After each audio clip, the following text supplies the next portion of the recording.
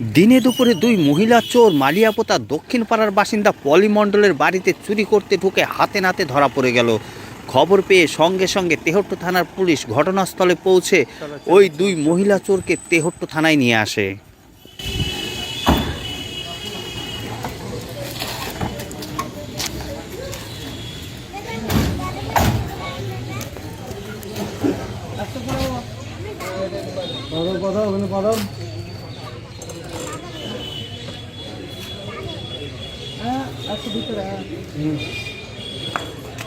চলো দাঁড়াও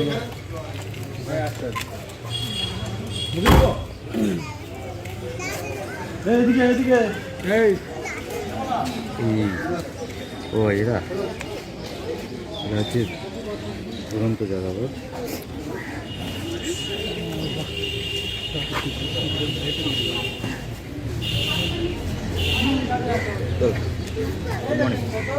ভাত খাতে একটু নিয়ে যায় যে আমি আজকে শেষ, আজকে আমি সব ওই ওর বাড়ি থালা বাসন আছে আনছি এক এক করে। দিয়ে তারপর আমার ভাইপুর বাড়ি গেছি, গিয়ে টিফিন গাড়ি আছে আনতে গেছি। দিয়ে বলছে চা খাও চা খাও, দিয়ে বলছি বসবো না, দিয়ে জোর করলো বলে একটু চা খেয়ে আমি পালিয়ে এসেছি। আসার পরে দেখছি একজন বাইরে বসে আর একজন ঘরে। দিয়ে আমাকে আমি বলছি ভিক্ষা নেবা, যে ওই বাচ্চার মা বাইরে বসে। দিয়ে বলছি কি যে হ্যাঁ, দিয়ে তারপর আমাকে বলছে এখানে বড় বাড়ি কোথায় আছে, মানে আমি দেখাতে গেলেই ও চুরি করিনি বাড়ি।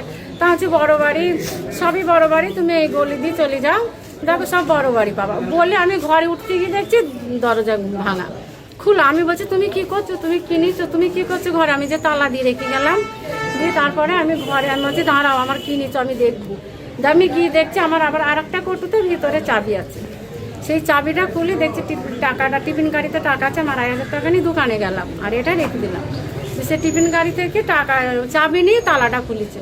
খোলার পরে আমি বলছি ও শোনা তুমি আমার টাকা নিচে দিয়ে দাও দিয়ে দাও, আমি কেউকে বলবো না, কেউকে বলবো না বলি টাকাটা যে দিয়ে দিয়েছে। তখন আমি ও বলছি তোমার পায়ে ধরে বলছি কেউকে বলবা না।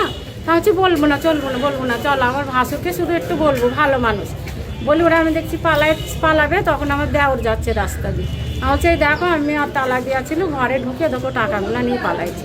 তখন আমার ভাইপু বেরিয়ে তখন ধর করি লোক জড়ো হয়ে গেল। শোকেসটা এখনো খোলাই আছে, আরও শোকেস সব খুলেছে, সেগুলো চাবি নেই কিছু নেই। ওখানেই কালকে ছিল মানে বিয়ে হলো গহনাঘাটে, আমি কি ভাবিস কালকে সরালাম না, তো ওরা নিয়ে মনে ফেলেই দিত। আমি কালকে ওগুলা আটকে রেখেছি। আজকে কটায় হবে আমি তো ভোরে দেখিনি, কিন্তু 1-2 ঘন্টা আগে, 2 ঘন্টা আগে এলাকার মানুষই ধরে রেখেছিল তাই তো, এবং আপনার পরিবারের লোক?